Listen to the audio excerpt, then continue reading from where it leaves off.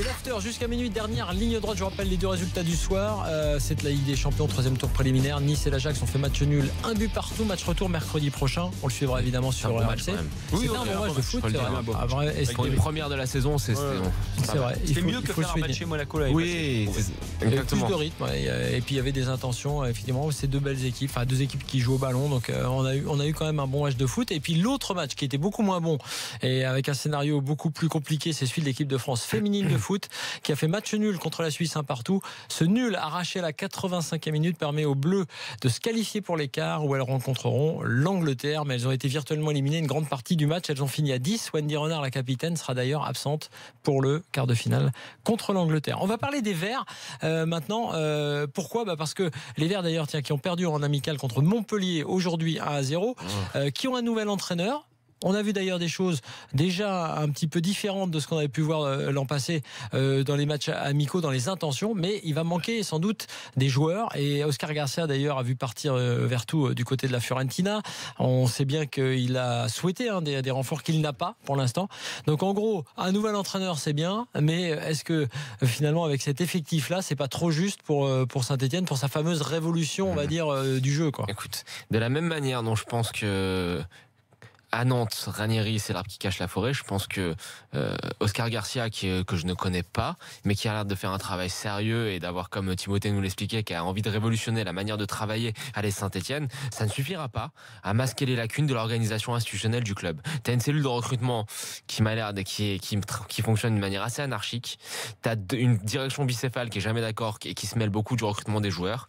Et j'ai l'impression que le pauvre Pépère, il s'est mis dans une galère. Alors oui, effectivement, on nous dit que c'est un bon entraîneur, que c'est un bon tacticien. Sur ce qu'on voit dans les matchs amicaux, même si ça n'a pas forcément été brillant non plus. Ils ont juste mis une valise contre Dijon. Ils ont battu Dijon largement. Voilà. Alors, le seul truc, c'est qu'ils ont marqué plus de buts que ce qu'on avait l'habitude de voir avec les Verts. Mais tu as raison, le seul match intéressant, c'est peut-être le nul contre la Real Sociedad. Là, ils ont perdu aujourd'hui contre Montpellier. Mais le reste, on a vu des choses intéressantes dans les matchs, mais il y a quand même des grosses lacunes. Les joueurs, on voit qu'ils ne correspondent pas au système que l'entraîneur veut mettre en place. Ça manque de qualité technique. Ça manque encore de travail. Ça manque encore de maturité tactique.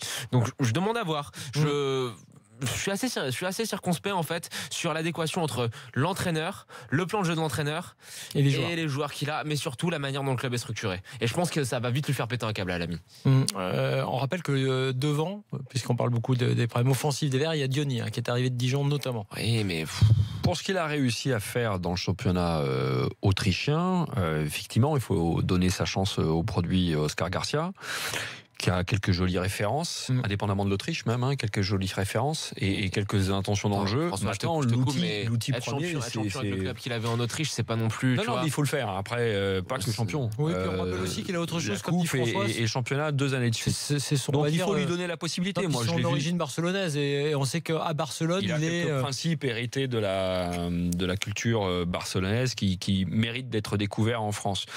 Après, l'outillage premier et qu'est-ce qu'il va en faire, pour l'instant, on a beaucoup de doutes parce qu'à part le recrutement de Diony, c'est pas forcément fringant à l'heure actuelle. Donc, est-ce qu'il va falloir attendre la fin du mercato ?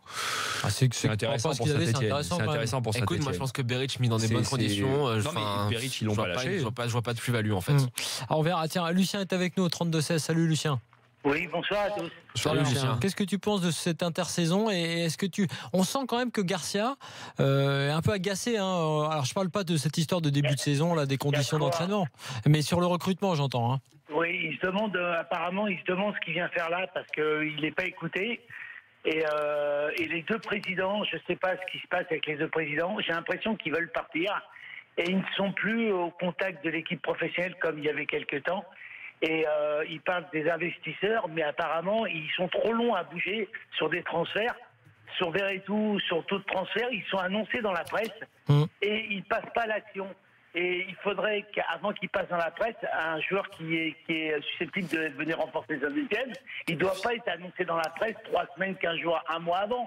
Parce qu'après, tous les autres clubs tombent dessus. Donc, il y a 3, 4, 5 joueurs que Saint-Etienne est dessus. Mais après, il y a Nantes, il y a la Fiorentina, ils sont dessus. Et ils font tout le travail des autres.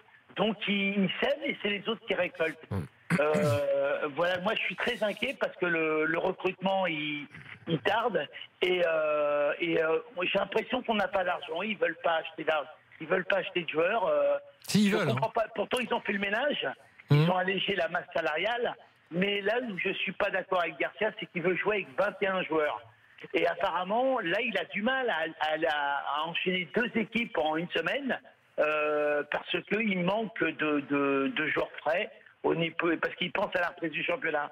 Et moi, j'aimerais savoir ce que vous en pensez. Pourquoi Saint-Etienne ne veut pas lâcher l'argent pour acheter des joueurs? Alors, il y a 2 choses. Je pense qu'ils veulent et qu'ils sont un peu en retard, comme le disait Jonathan, pour des raisons de structure, de cellules de recrutement. Ils sont un peu à la ramasse. Et donc, tu rates des joueurs, tout simplement, que tu veux avoir. Mais pourquoi les joueurs sont annoncés? Mais ils sont annoncés dans la presse. Mais ils sont annoncés parce qu'ils ont aussi des gens qui parlent beaucoup. Ils ont leurs gens qui font le boulot. Et puis sur les entraîneurs, rappelle-toi, Lucien, que il y avait eu aussi beaucoup de communication, on va dire, inadéquate, et qu'ils ont peut-être même perdu parfois certaines pistes aussi à cause de ça. Et puis l'autre chose, il y a le fameux salarié cap aussi qui joue à Saint-Etienne, et ils se sont un peu entre guillemets bloqués avec ce système-là. Donc peut-être que ça joue également. Même Dominique Rocheteau, je trouve qu'il a rien d'un directeur sportif. Non, mais je te confirme, je suis d'accord avec toi. Je le trouve mou, je sais pas, je le vois pas s'exciter. On en revient au profil des dirigeants, c'est-à-dire, 1, tu as 2 présidents. 2, tu as une cellule qui n'est pas fixe. Et 3, tu as effectivement un ancien joueur qui pourrait être un très bon ambassadeur, mais qui n'est pas a priori un directeur sportif au sens où on l'entend aujourd'hui, c'est-à-dire un recruteur, pour faire simple. Parce que moi, je regardais Galtier les 2 dernières années sur le plan offensif, il était en difficulté. Dominique Rocheteau n'est jamais intervenu, il n'a jamais parlé sur la façon que Saint-Etienne jouait avec trop de défenseurs et pas d'attaquants. Dominique Rocheteau n'est pas il est trop discret, il est trop comment dirais-je, comme il a toujours été dans la vie, d'ailleurs, très sympa, mais très discret. Il manque de caractère, il faut qu'il fasse violent, il faut qu'il monte au créneau, mais il est trop discret, il est trop réservé. Il est parfait pour un directeur sportif. Un ange passe, c'est l'ange vert. Voilà, c'est un bon joueur, mais au niveau dirigeant, il n'est pas à la hauteur. Il a une bonne image du club parce que il n'a peut-être pas assez de réseau pour être directeur sportif aussi. Mais je pense que là, c'est la fausse bonne idée. C'est-à-dire que c'est ce qu'on disait sur le PSG. C'est pas quand on dit qu'il faut mettre des anciens, il faut pas mettre un ancien pour mettre un ancien. Parce que l'erreur, c'est l'étiquette que tu mets. Leonardo, qui n'est pas un vrai grand ancien entre guillemets en nombre d'années au PSG, il est bon. C'est un vrai directeur sportif. Il vaut mieux un vrai directeur sportif qu'un grand ancien qui n'est pas capable de l'assumer. Hakim est avec nous, supporter des Verts également. Salut Hakim. Salut Hakim. Salut Hakim. Et on remercie. Je ne sais plus qui était avec nous à l'instant, mais on le remercie.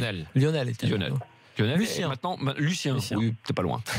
Excuse-moi, Lucien. Maintenant, c'est Hakim. On remercie tous les Lionel qui nous écoutent. Et Lionel, c'était celui d'avant, non? Ouais. Encore là. Lionel, on a eu un Lionel et un Lucien. C'est le supporter de l'équipe de France féminine. Bonjour à Lionel Jospin. Bon, Hakim, excuse-nous. C'est mon voisin. Il n'y a pas de souci, bonsoir. Écoutez, Hakim. Alors, qu'est-ce que tu penses des Verts? Écoutez, moi ce que je pense des Verts, c'est que c'est un gros bordel, je suis désolé de l'expression, mais c'est un gros bordel. Parce que l'année dernière déjà avec l'entraîneur Galtier qui part, avec les interviews qui ont été données par les 2 présidents, qui en fait ils nous expliquaient qu'ils n'étaient pas au courant, que si, que ça. Mais en fait, ce qu'il faut leur dire, c'est la phrase préférée de Roland Courbis, c'est pour pas le nommer, gouverner c'est prévoir. Et aujourd'hui, je pense qu'aujourd'hui, en fait, le gros problème de l'AS Saint-Etienne aujourd'hui, c'est qu'ils ne prévoient rien du tout. Et en fait, ils sont sur des pistes, on entend qu'il y a des noms qui circulent, etc., mais il n'y a rien qui se fait. Pourquoi? Parce que si on prend l'exemple de Veretout, par exemple, ils lui ont fait confiance, ils ont cru qu'il allait signer, et puis à la dernière minute, il a une offre plus intéressante de la Fiorentina, le mec, il part direct. Donc ça veut dire, en fait, les mecs, ils font trop confiance à la parole, quoi. Aujourd'hui, je pense qu'il faut aligner le Géquier. Quitte à perdre un petit peu d'argent, il n'y a pas de problème. Là, avec l'histoire de salarié cap, il faut arrêter, parce que maintenant, avec des supporters pareils, qui sont au stade toute l'année, il fait moins 5, moins 10 degrés à l'AS Saint-Etienne. Les supporters, on est tous là au stade et voilà, quand on met l'ambiance et tout ça, on mérite un peu plus de bons joueurs que ce qui nous arrive aujourd'hui. Et je pense qu'aujourd'hui, les deux présidents, ils ont une politique contradictoire à mon avis. Dans le recrutement, dans la gestion politique du club. Hakim, pardon, peut-être qu'ils ont une politique contradictoire, parce que de toute façon, gouverner à 2 têtes, de toute façon, c'est compliqué. Même s'ils étaient frères, c'est compliqué. Peut-être même pire s'ils étaient frangins. C'est pas le cas. Maintenant, tu dis, ils font rien. Je crois pas qu'ils ne fassent rien. Je pense que ce qu'ils font, par rapport au recrutement d'Oscar Garcia, ils sont encore restés un peu dans l'ère Galtier. Ils se sont pas mis au diapason d'un coach qui... Alors, Salzbourg, avec les Red Bull, en revanche, c'est une autre gestion.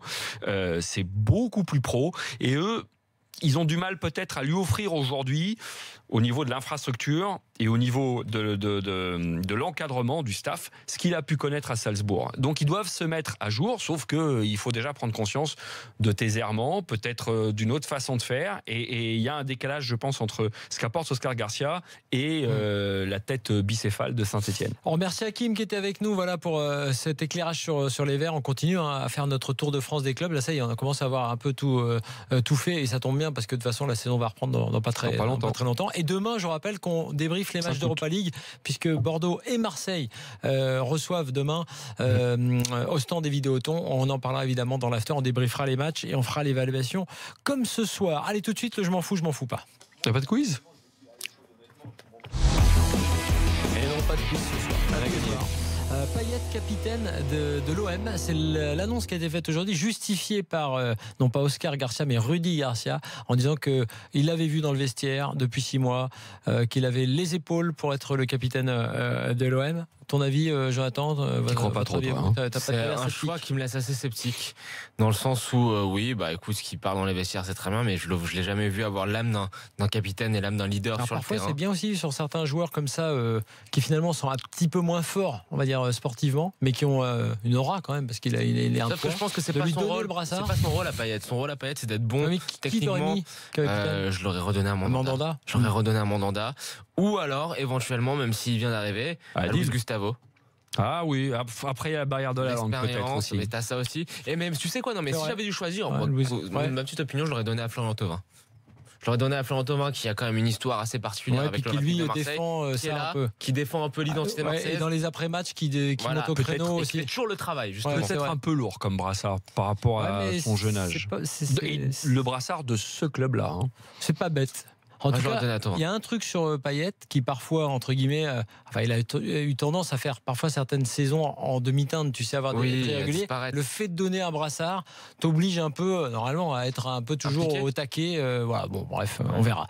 Il ne faut pas que ce soit un brassard qui t'oblige à quelque chose. Il faut que ce soit un brassard. Soit ça te transcende véritablement parce que tu sens que tu as des qualités, soit le gars il s'impose et brassard ou pas, c'est le patron. C'est vrai que Mandanda peut l'être. Après, il y a les fameux entraîneurs qui disent choisir, il préfère un joueur de champ pour plein de raisons. C'est ce que Garcia a dit, c'est pour ça qu'il a dit qu'il y a des entraîneurs qui là-dessus sont intransigeants. J'espère que Thauvin l'aura un jour, le brassard. Tiens, juste puisqu'on parlait Ligue des Champions, quand même, quelques résultats, puisqu'il y a une soirée de troisième tour préliminaire, il n'y a pas que Nice. Il y avait un Q3, pas qu'à Nice. Et l'Hapoel Beersheva a battu quand même le champion de Bulgarie, Ludogorets, 2-0 ce soir. Le Celtic a été accroché par Rosenborg, 0-0.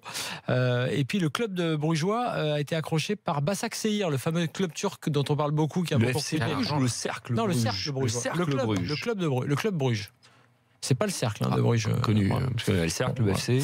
Voilà pour les résultats du premier tour de ce droit. Et puis alors, pour l'affaire Neymar, vous avez suivi peut-être ce qui s'est passé entre la conf de Piqué hier, qui était beaucoup moins affirmative d'ailleurs sur le fait que Neymar pourrait rester. On avait dit quoi et que Neymar d'ailleurs, en gros, il lui conseillait surtout, comme un grand frère, un jeune, de rester à Barcelone et qu'il ferait ce qu'il voudrait. D'ailleurs, on a appris entre-temps que Neymar va communiquer vendredi, peut-être, en tout cas va parler parce qu'il a, je crois, un rendez-vous publicitaire. Et donc, on va peut-être avoir les premiers mots de Neymar sur ce transfert.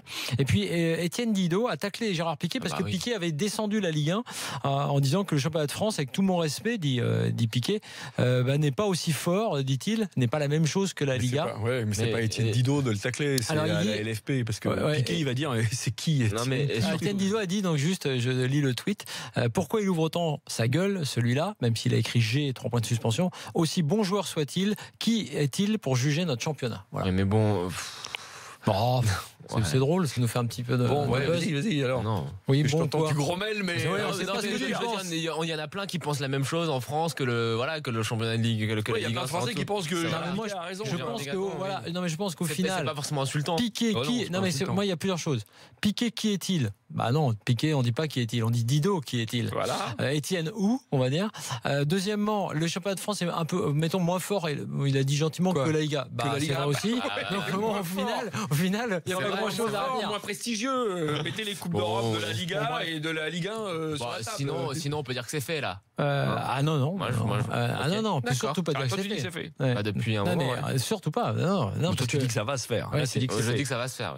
D'accord. Moi, j'ai dit que ça allait se faire aussi, mais je dis autrement. Moi, je dis que c'est pas fait. Plus subtil, c'est l'expérience de l'âge. Mais je sais pas. Lyon, meilleur centre de formation de France. C'est une dernière info pour ce soir. Faut le souligner quand même. Lyon, on l'avait ça chez nous. Les gars l'ont sorti. Je crois qu'ils avaient reçu. Lyon, Monaco et PSG occupent les 3 premières places du classement des centres de formation établi par la 3F. Donc voilà, il faut le dire parce que Lyon, on s'en doutait un peu et c'est confirmé dans le classement. Il faut aller sur le compte Espoir du foot sur Twitter qui donne toutes les modalités de classement. La manière dont ces classements sont faits, c'est super intéressant. Merci Jonathan, merci François. L'acteur revient demain, je vous l'ai dit, après les matchs d'Europa League de Bordeaux et de Marseille. Je vous souhaite une excellente nuit à tous sur RMC. À demain. Salut Flo.